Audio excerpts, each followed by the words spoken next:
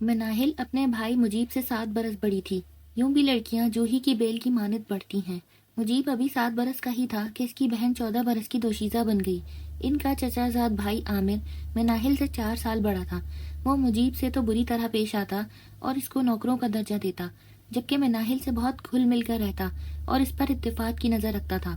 مناہل اس کی چاپلوسی کو محبت پر محمول کرتی تھی۔ بھلا جس گھر میں کوئی ایک فرد بھی اس سے محبت کرنے والا نہ تھا، وہاں عامر کی محبت ایک نعمت ہی تو تھی۔ وہ اس توجہ میں پناہ تلاش کرتی تھی۔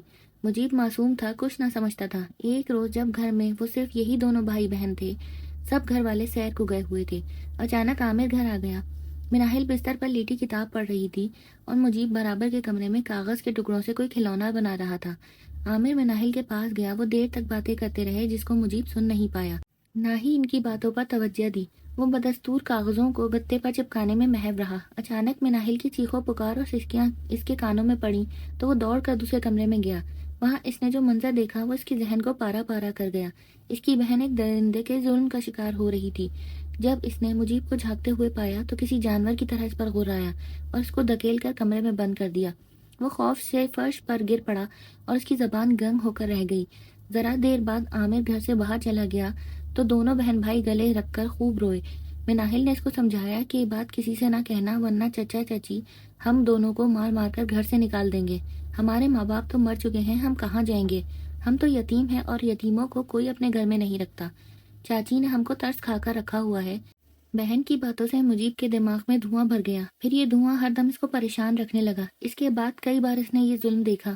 جب بھی گھر والے کہیں باہر جاتے، عامر امتحان کی تیاری اور پڑھائی کا بہانہ کر کے گھر میں رک جاتا اور اس کی بہن کے ساتھ وہی ظلم دہراتا۔ بہن کی سسکیاں اس کے کانوں میں برچھیوں کی طرح لگتی اور دماغ میں دھواں بارود کے گولوں کی طرح پھٹنے لگتا۔ وہ خوف سے تھر تھر کانپتا، کبھی نیم جان ہو کر اپنے کمرے میں بستر پر گر جاتا۔ مناہل اور عامر بظاہر نارمل رہتے تھے، بلکہ اب تو اس کی بہن کا اتفاق بھی اپنے کزن کی طرف زیادہ ہو گیا تھا۔ مجیب کی سمجھ میں یہ بات نہیں آتی تھی کہ آخر کیوں اس کی بہن اس گھناؤنے ظلم کے باوجود عامر سے نفرت نہیں کرتی۔ اس کا رویہ عامر سے محبت بھرا کیوں ہو گیا ہے؟ دراصل عامر نے مناہل سے شادی کا وعدہ کر کے اس کا دل اپنی مٹھی میں کر لیا تھا۔ وقت گزرتا رہا، جانے پھر کیا ہوا۔ اس کی بہن بیمار رہنے لگی، گھر والے پریشان تھے۔ عامر کو برا بھلا کہا گیا، پھر چچا نے اس کو دبئی اپنے ایک دوست کے پاس بھجوا دیا۔ مناہل کا الٹا سیدھا علاج ہونے لگا۔ چچی تو اس پر تھوکتی تھی، تبھی وہ مختلف قسم کی دوائیں کھانے کے باعث سخت بیمار پڑ گئی اور بالآخر اس نے جان دے دی۔ گھر والوں نے اس کو خاموشی سے دفنا دیا۔ اس حادثے کو 10 سال گزر گئے۔ اب ساری باتیں مجیب کی سمجھ آ گئیں، کیونکہ اب وہ چھوٹا نہیں رہا تھا۔ پہلے اس کے دماغ میں بھرا ہوا دھواں اسے پریشان کرتا تھا، مگر اب دل میں بھی آگ لگی رہتی جو اس کے تن من کے ساتھ روح کو بھی جلاتی۔ وہ اب صرف 2 باتیں سوچتا تھا، خوب پڑھوں لکھوں، پھر کسی طرح دبئی جاؤں جہاں عامر گیا اور وہیں کا ہو گیا۔ انتقام کا سانپ اس کے اندر پلتا رہا۔ اس کے چچا کی بیٹی شہنیلا، جو اس کی ہم عمر تھی، اب 17 برس کی تھی۔ مجیب نے اس سے پیار کا رشتہ قائم کر لیا۔ وہ بھی اس کی دیوانی تھی۔ جب کوئی شدید جذبہ انسان کو ہر لمحہ بے چین رکھتا ہو تو وہ زور زبردستی اپنا مقصد پا لیتا ہے۔ مجیب نے بھی اتنی محنت سے پڑھائی کی کہ صوبے بھر میں اول نمبر پر رہا۔ یوں اسے بیرون ملک کا اسکالرشپ ملا اور وہ امریکہ پڑھنے چلا گیا۔ اس کے چچا چچی بھی خوش تھے کہ چلو اپنے گھر کا لڑکا اتنا لائق فائق نکلا ہے کہ ہمیں اپنی بیٹی کے لیے باہر رشتہ تلاش کرنے کی ضرورت نہ پڑے گی۔ سب خوش تھے، مگر شہنیلا اس کی جدائی کا سوچ کر اداس تھی۔ ماں بھی اس کے اداس رہنے سے سمجھ گئی کہ اسے مجیب کی جدائی شوق گزر رہی ہے۔ پھر وہ دن بھی آ گیا جب مجیب کو امریکہ روانہ ہونا تھا۔ روانگی سے ایک شب قبل اس نے شہنیلا سے کہا کہ رات جب سب سو جائیں گے تو تھوڑی دیر کے لیے میرے کمرے میں آ جانا، کچھ دیر باتیں کریں گے، پھر نہ جانے کب ہماری ملاقات ہو۔ محبت کی ماری نے یہ فرمائش گرہ میں باندھ لی اور رات 12 بجے کے بعد اس کے کمرے میں چلی گئی۔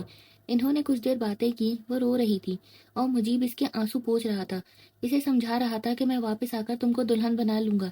صبح ہونے سے کچھ دیر پہلے مجیب کو ایئرپورٹ پہنچنا تھا، لہٰذا شہنیلا اپنے کمرے میں چلی گئی۔ مجیب چلا گیا۔ شہنیلا نہ صرف اسے فون کرتی بلکہ خطوط بھی لکھتی تھی۔ وہ اس کے سارے خطوط جمع رکھتا تھا۔ جب اس کی تعلیم مکمل ہو گئی تو اس نے امریکہ میں ہی اپنی کلاس فیلو سے شادی کر لی اور شہنیلا اس کے انتظار میں گھڑیاں گنتی رہ گئی۔ 4 سال بعد وہ اپنی بیوی کے ساتھ وطن واپس آیا۔ اس کے ساتھ ایک گوری کو دیکھ کر شہنیلا کو ایسا صدمہ ہوا کہ وہ بے ہوش ہو گئی۔ یہ اچانک سرپرائز تھا جو اس نے دیا تھا۔ چچا چچی بھی حیران تھے، لیکن کیا کر سکتے تھے؟ مجیب خود مختار تھا، وہ اسے ڈانٹ پھٹکار بھی نہ سکتے تھے۔ اس کے بعد شہنیلا کی حالت نہ سنبھلی۔ ڈاکٹر نے مشورہ دیا کہ اس کی شادی کر دیں، نئی زندگی کی خوشی ملے گی تو شاید بہتر ہو جائے۔ ماں باپ نے اس کی شادی کا اہتمام کیا، ایک جگہ رشتہ طے ہوا مگر وہ نہ مانی۔ جب کوئی اس کے سامنے شادی کا نام لیتا پھر اسے دوبارہ دورہ پڑ جاتا۔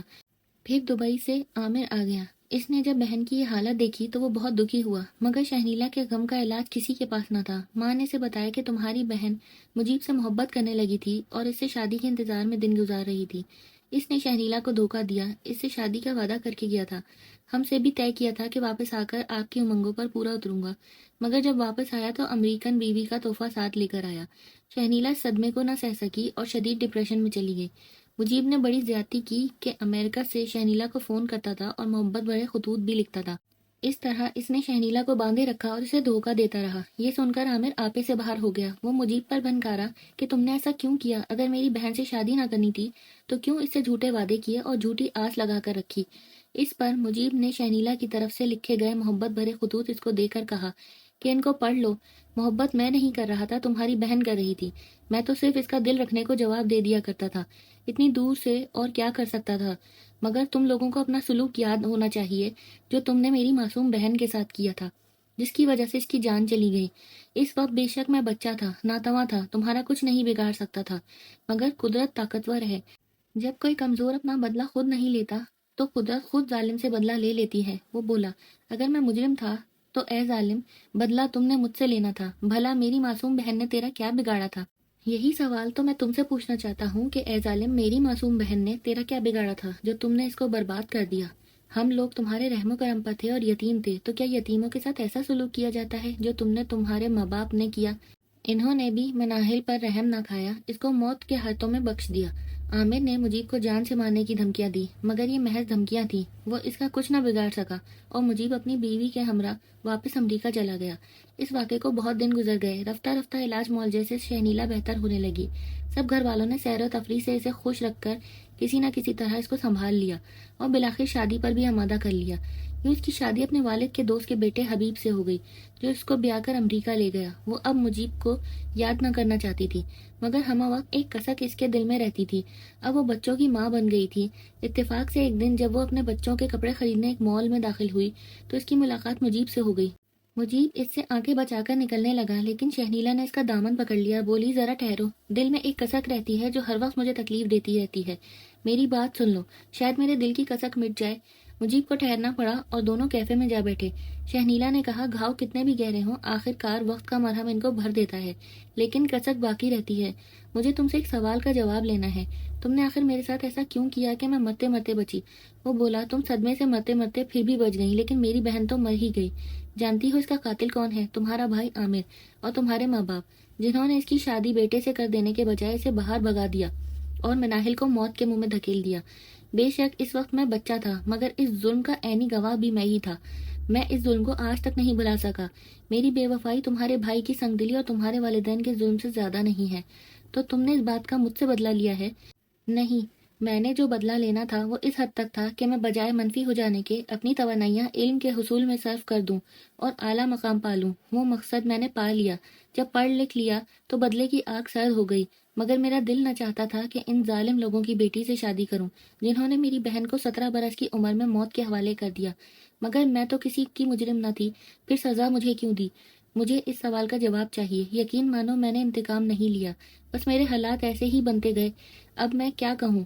اگر تم دکھی ہو تو میں بھی دکھی ہوں۔ چین تو مجھے بھی نہیں ملا ہے اور شاید ساری عمر ملے گا بھی نہیں۔ یہ کسک یوں ہی ہمارے دل میں رہے گی۔ تو کیسی لگی آپ کو یہ کہانی؟ اگر پسند آئی ہو تو اس کو لائک کر دیجیے گا اور چینل کو سبسکرائب کر لیجیے گا۔